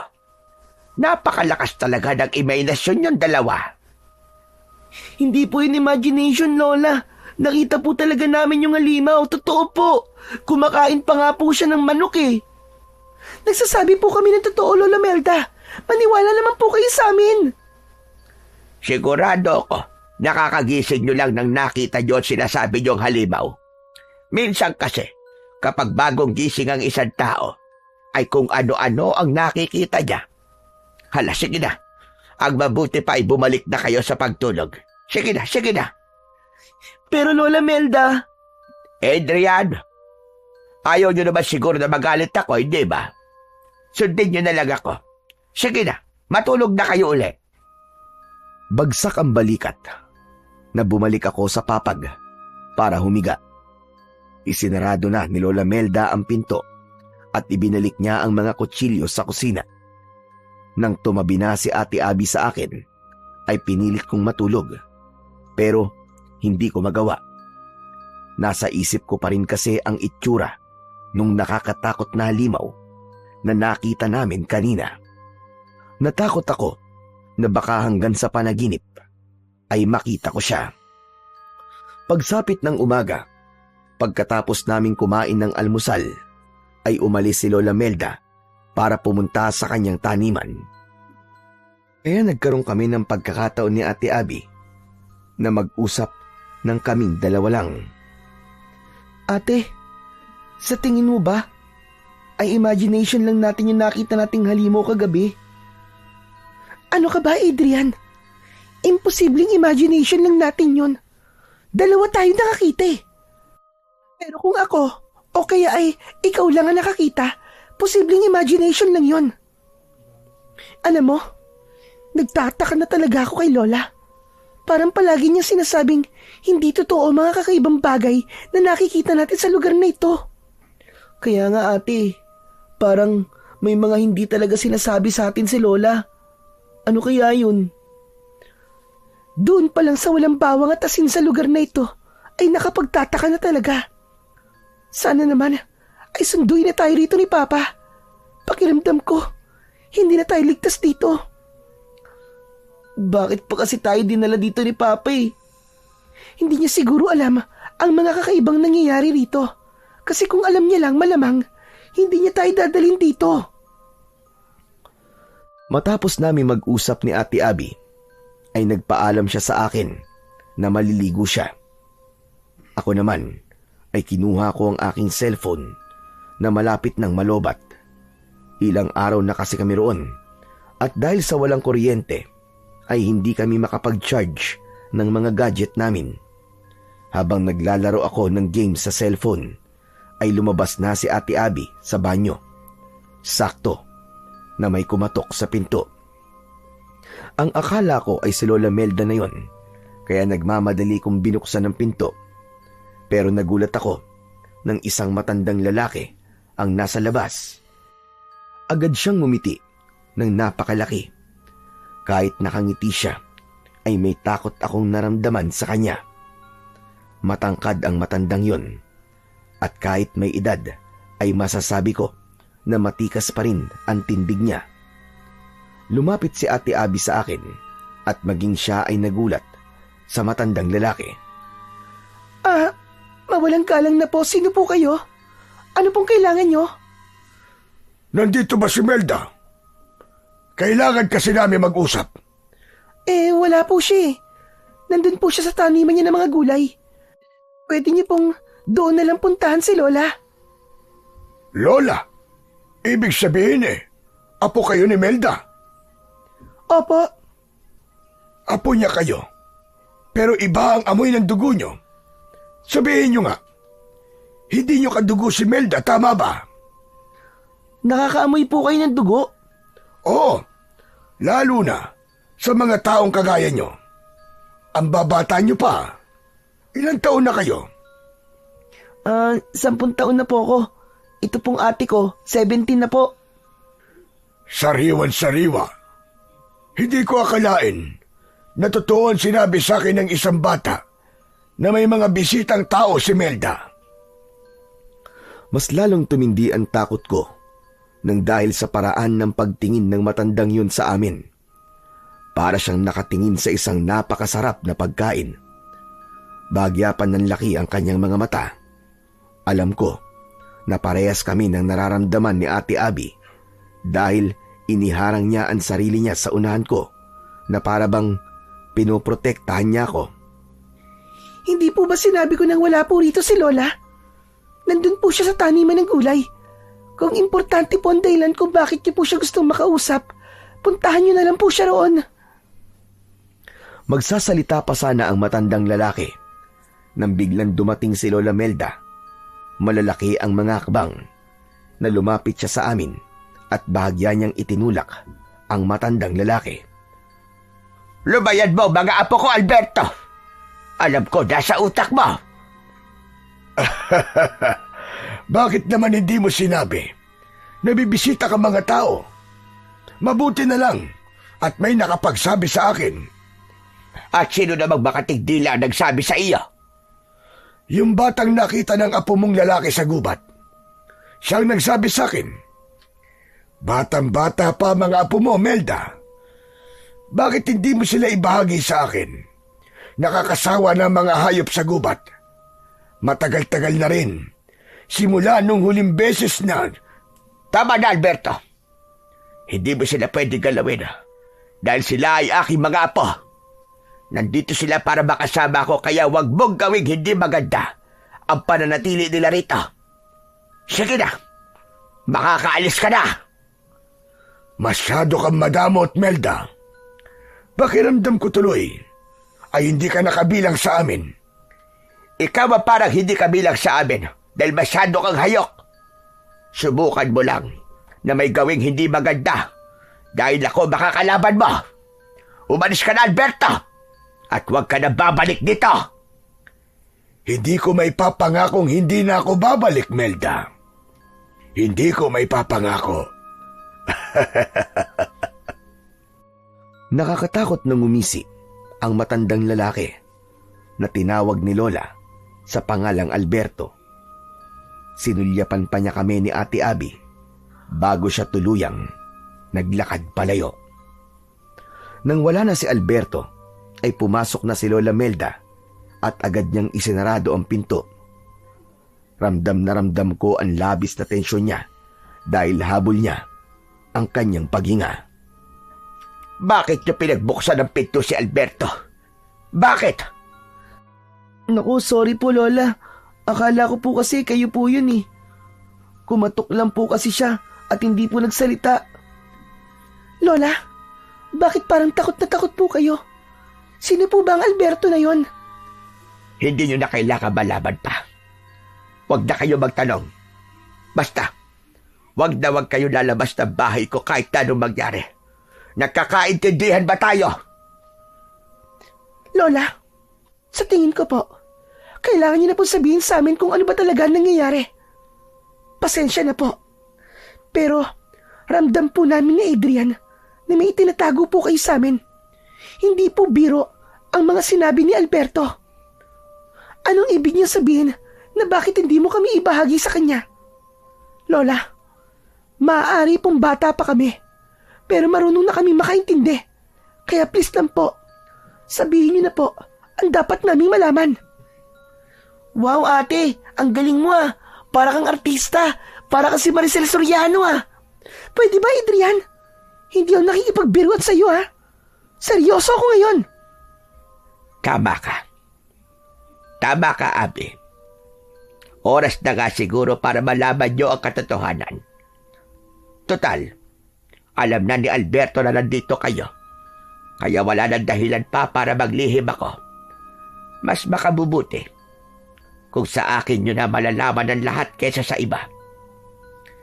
Itong baryo ito ng mga aswang. Lahat ng taong nakatira rito ay mga aswang. Kaya wala ritong bawang at asin. Ay dahil takot sa mga yon ang aswang. Lola, ang sabi ko ay ang totoo ang sabihin nyo. Bakit kayo gumagawa ng kwentong hindi naman totoo?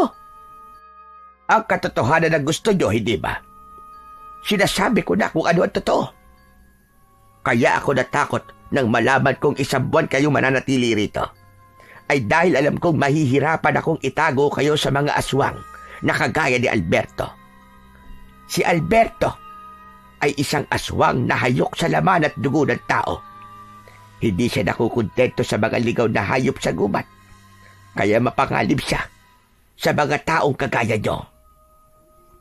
Ang sabi niyo po ay aswang ang lahat ng nakatira rito. Pero, bakit po kayo nandito? Yun ay dahil isa rin akong aswang. Kinalabutan ako sa sinabing yun ni Lola Melda. Nagtayuan ang lahat ng mga balahibo ko sa katawan. Hanggang sa napayakap ako kay Ate Abby. Sabay kaming napaatras nang dahil sa takot. Kung totoo po mga aswang, at isa kayong aswang, Lola Melda, ang ibig sabihin po ay papatayin at kakainin mo kami. Hindi ko yan gagawin sa inyo. Dahil mga apo ko kayo. Mahal na mahal ko kayong dalawa. Bakit ako maniniwala sa inyo? Eh hindi mo naman kami kadugo. Hindi mo totoong anak si Mama. Sinagot ko na ang bagay na yan dati pa, Abi. Kahit hindi ko kadugo ang nanay ninyo, ay totoong anak ang turing ko sa kanya. Kaya hindi ko kayang saktan ang mga anak niya. Isipin nyo nga, kung masama akong aswang at kumakain ako ng tao, sa tingin nyo ba ay mabubuhay na matagal ang nanay nyo? Hindi ba dapat nung nakita ko siya sa gubat, ay pinatay at kinain ko na siya? Oo, isa akong aswang, pero hindi ako pumapatay ng tao, gaya ni Alberto. Hindi muna nagsalita si Ate Abby. Habang ako naman ay nakatingin lang kay Lola Melda. Parang nadurog ang puso ko nang magsimulang lumuha si Lola Melda. Maniwala kayo sa akin, mga apo. Hindi ko kayo kayang saktan. Mahal na mahal ko kayo. Dahil sa tuwing nakikita ko kayong dalawa, ay parang buhay na buhay pa rin ang inyong ina. Naramdaman ko ang sinseridad sa lahat ng sinabi ni Lola Melda. Lumapit ako sa kanya at walang takot ko siyang niyakap. Naniniwala po ako sa inyo, Lola.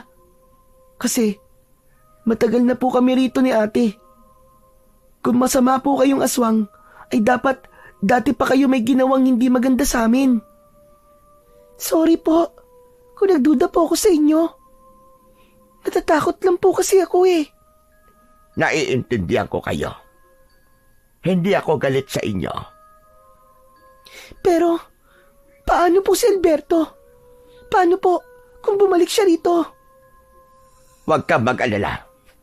Dahil gagawin ko ang lahat, kahit ialay ko pa ang sarili kong buhay, para lang maprotektahan kayong dalawa magkapatid.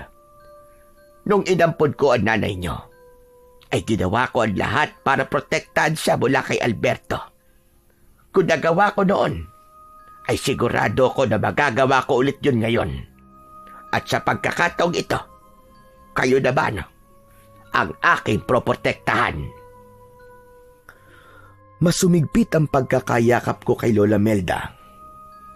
Sa ganung paraan, ay ipinaramdam ko sa kanya ang aking pasasalamat at pagmamahal.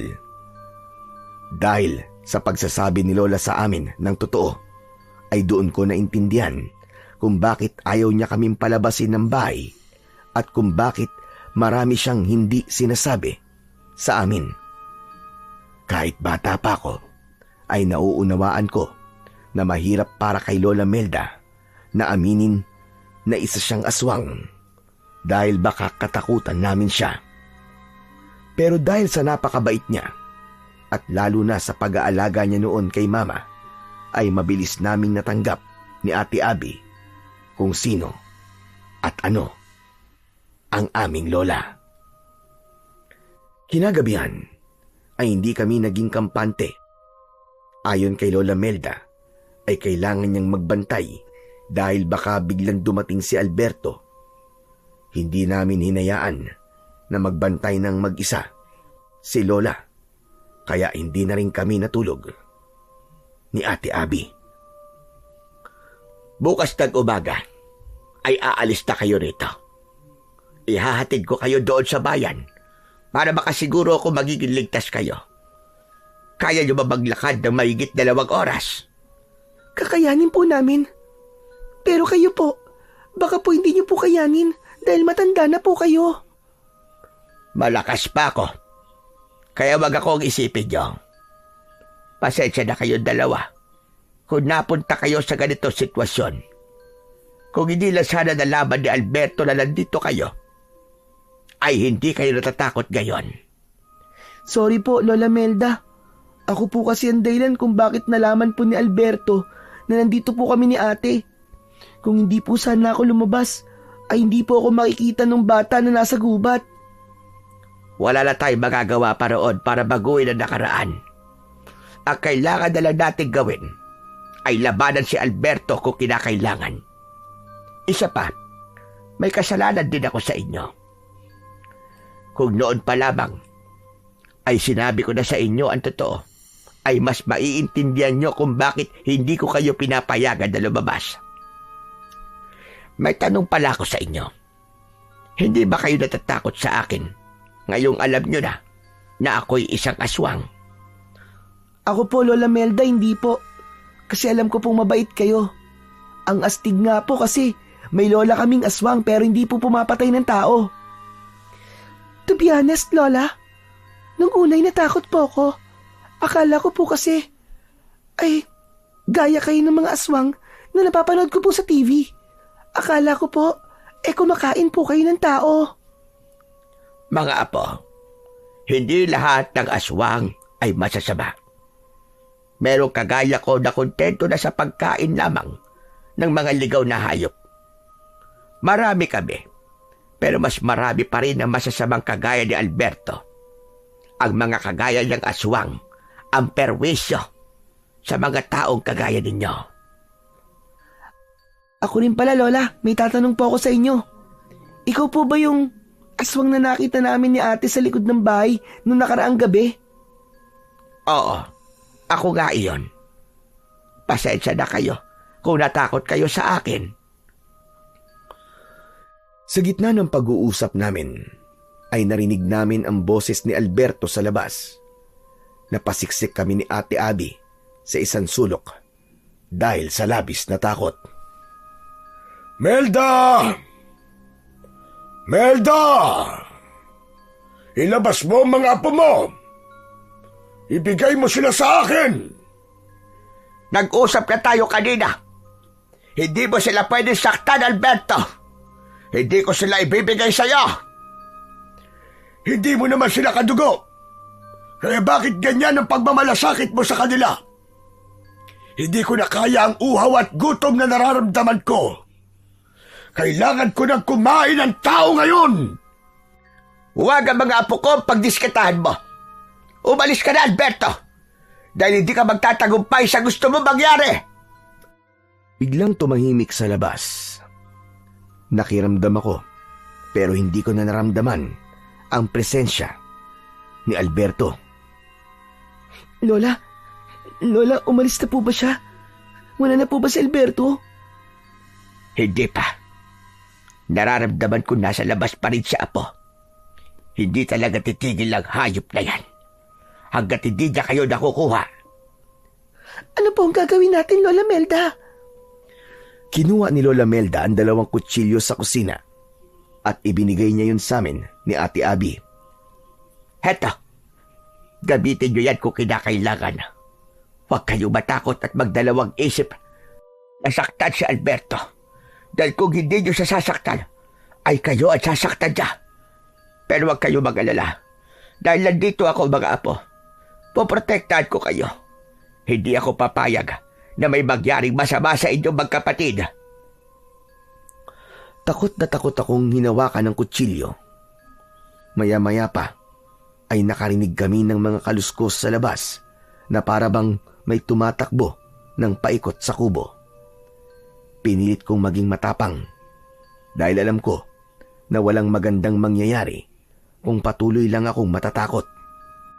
Nagulat kaming lahat nang biglang nagiba ang pinto. Napasigaw kami ni Ate Abby nang pumasok mula roon si Alberto na may nakakatakot na ngisi. Sa isang kisap mata ay nagbago ang kanyang anyo. Mula sa pagiging tao ay naging aswang siya. Nakakatakot ang itsura niya. Naglalaway siya na parabang isa siyang gutom na mabangis, na hayop. Ngunit mas lalo kaming nagulat ni ate nang si Lola naman ang naging aswang. Tumayo siya sa harapan namin ni Ate Abby para hindi makalapit sa amin ang aswang na si Alberto. Subukan mo gumakbang ng isa pa at sisiguraduhin kong hindi mo magugustuhan ang gagawin ko sa'yo. Parehas tayong aswang, kaya hindi na dapat umabot pa sa ganon. Tigilan mo na ang pagpoprotekta mo sa mga taong yan, lalo na't hindi mo naman sila kadugo. Kahit na hindi ko sila kadugo, ay mga apo ko pa rin sila. Alam mo kakayahan ko, Alberto. Kaya kung gusto mo pang sikatan ka ng araw bukas, ay umalis ka na. Hindi ako aalis hanggat hindi ko nakukuha ang mga apo mo. Sinunggaban ni Alberto si Lola Melda. Sinalubong naman ito ni Lola at kinalmot niya si Alberto sa dibdib. Sandaling napaatras si Alberto pero agad din yung umatake. Tatakbo sana si Alberto papunta sa amin ni Ate Abby pero mabilis siyang hinawakan ni Lola sa balikat at hinila pabalik. Nanlaki ang mga mata ko nang walang kahirap-hirap na binalibag ni Lola si Alberto. Sinunggaban yun ni Lola Melda at kinagat sa leeg. Nang lumingon si Lola sa amin ay napasinghap kami dahil hindi kami sanay na makita siya na nasaan yung aswang. Hindi na makakabago nito si Alberto. Kunin niyo ang importante niyong mga gamit at aalis na kayo rito. Nagmamadaling kinuha ni Ate Abby ang wallet niya. Dinala rin namin ang aming mga cellphone. Bumalik na si Lola Melda sa pagiging tao at nagmamadali kaming lumabas ng bahay. Iniwanan namin si Alberto na halos hindi na makagalaw. Kailangan natin bilisan. Kailangan nyo na makaalis sa baryong ito sa lalo madaling panahon. Hindi po kaya masundan po tayo ni Alberto, Lola Melda?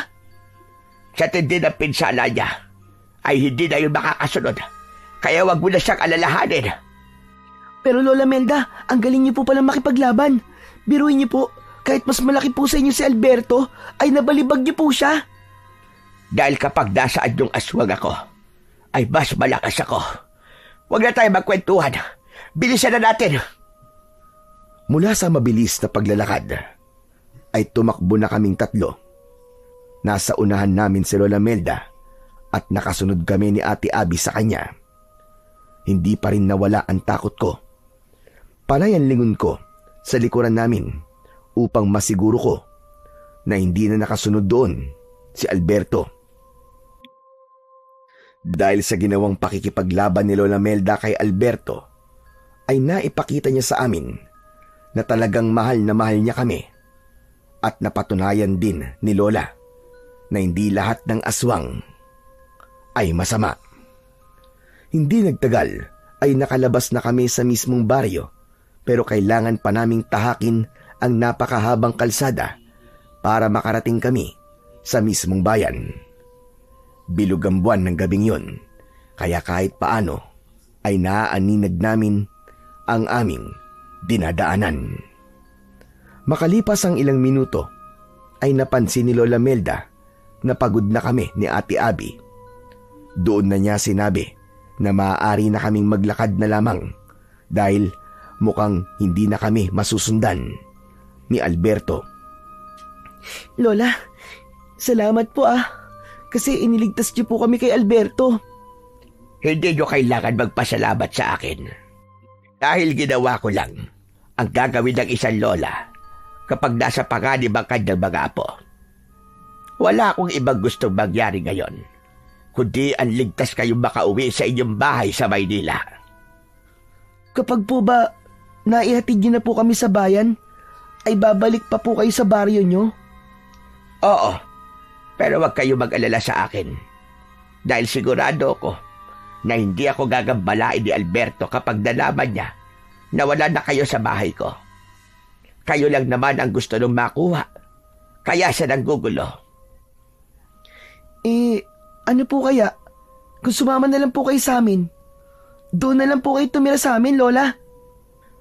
Gustuhin ko man ay hindi maaari. Dahil ako ay isang aswang.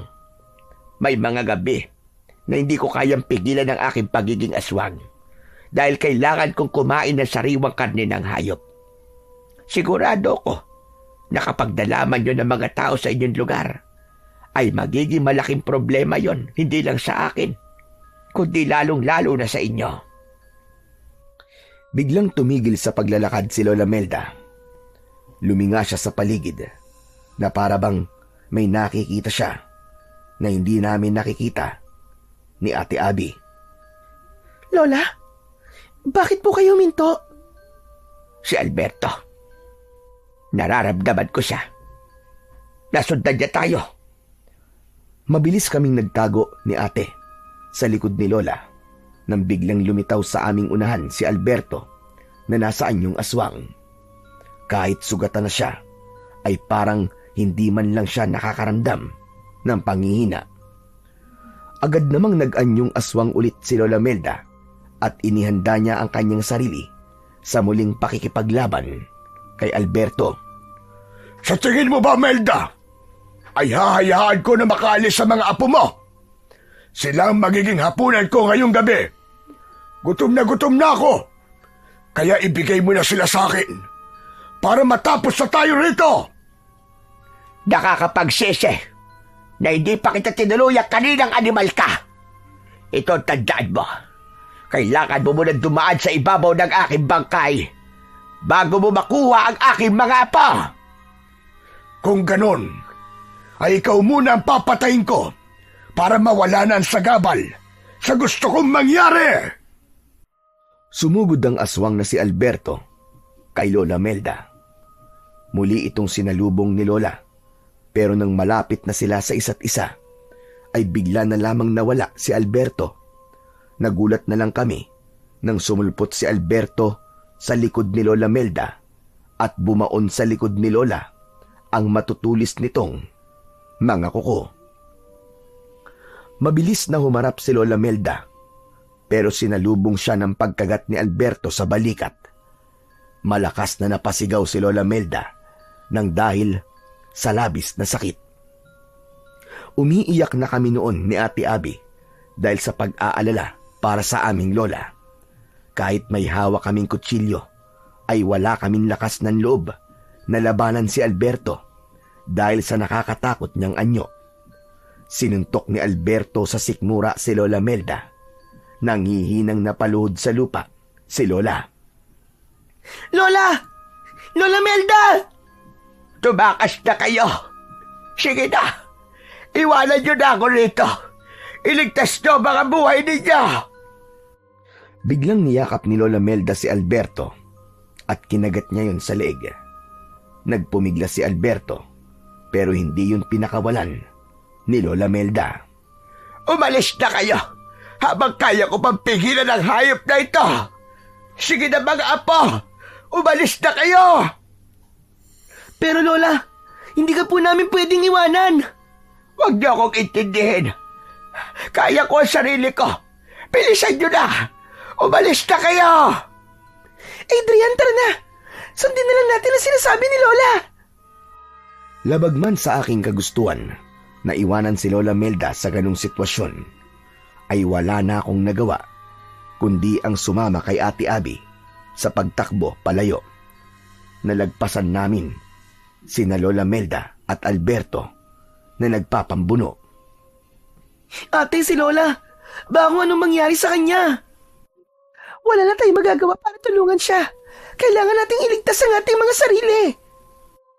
Hindi ko napigilang lumingon at nanlaki ang mga mata ko nang makita kong binuhat ni Alberto si Lola Melda at ibinalibag sa gitna ng kalsada. Padapang bumagsak si Lola at hindi na siya gumalaw.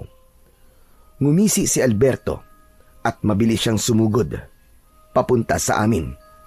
Ate! Si Alberto! Nagulantang si Ate Abby nang makita niyang palapit sa amin si Alberto. Ang buong akala ko ay tatakbo siya, pero iniharang niya ang kanyang sarili.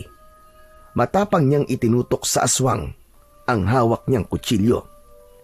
Huminto ang aswang ng ilan dipa ang layo sa amin at nakakaloko siyang tumawa. Nagmala ka pala sa yun, Lola. Parehas kayong matapang, Ining. Pero kung inaakala mo na matatakot ako sa kutsilyo mo, ay nagkakamali ka. Huwag mong sasaktan ang kapatid ko. Huwag mo na subukan dahil hindi ka magtatagumpay. Kung gusto mo makakain ng tao, ay ako na lang ang kunin mo. Hayaan mo na lang na makaalis ang kapatid ko. Hindi ikaw ang magdidesisyon kung sino ang kakainin ko sa inyong dalawa. Gusto ko kayong gawing hapunan ngayong gabi, kaya walang makakaligtas ni isa sa inyo. Mas lalo akong naluha dahil sa mga sinabi ni Ate Abby.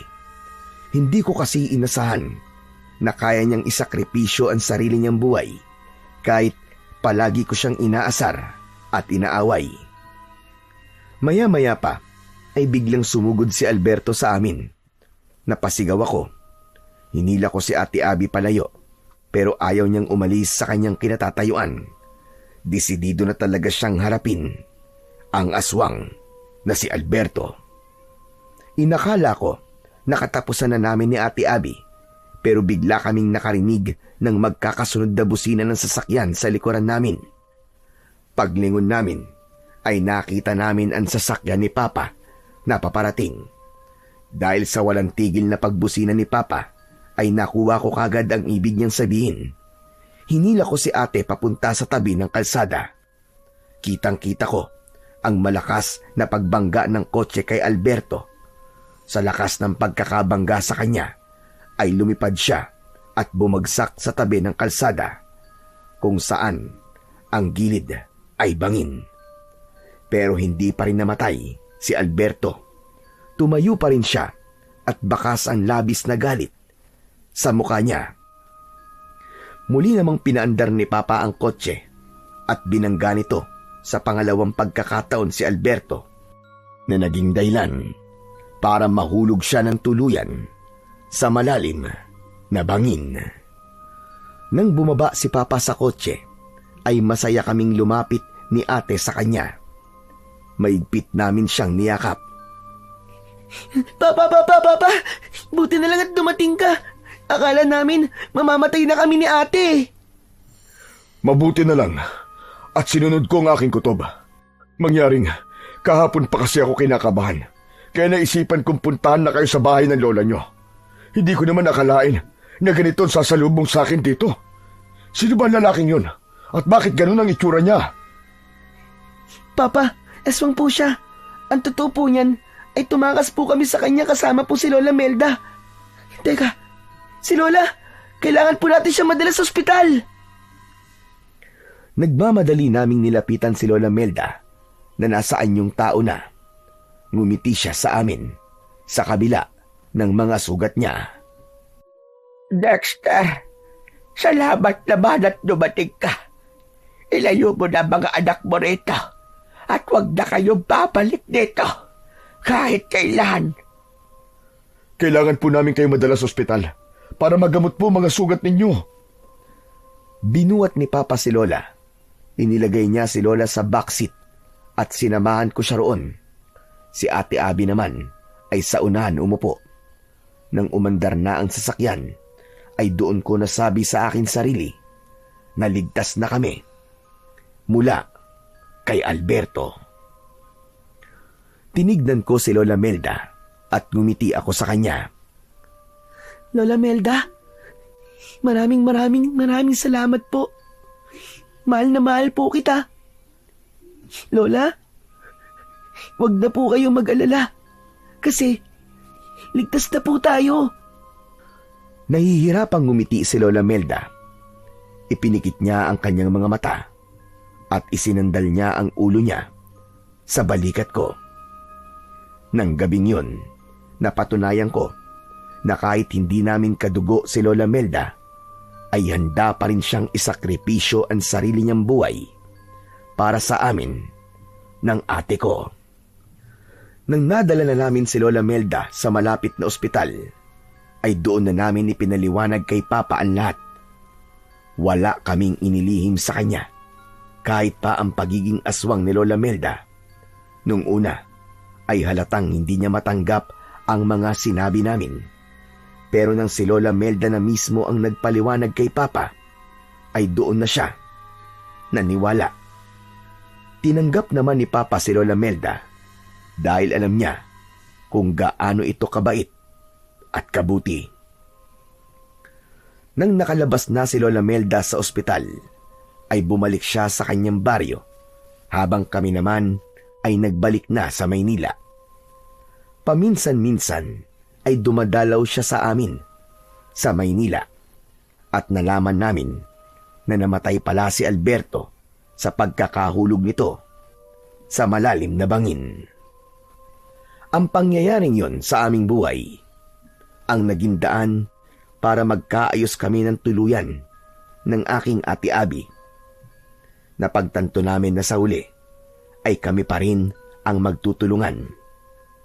Doon ko naunawaan na kami lang ni ate Abby ang tunay na magkakampi.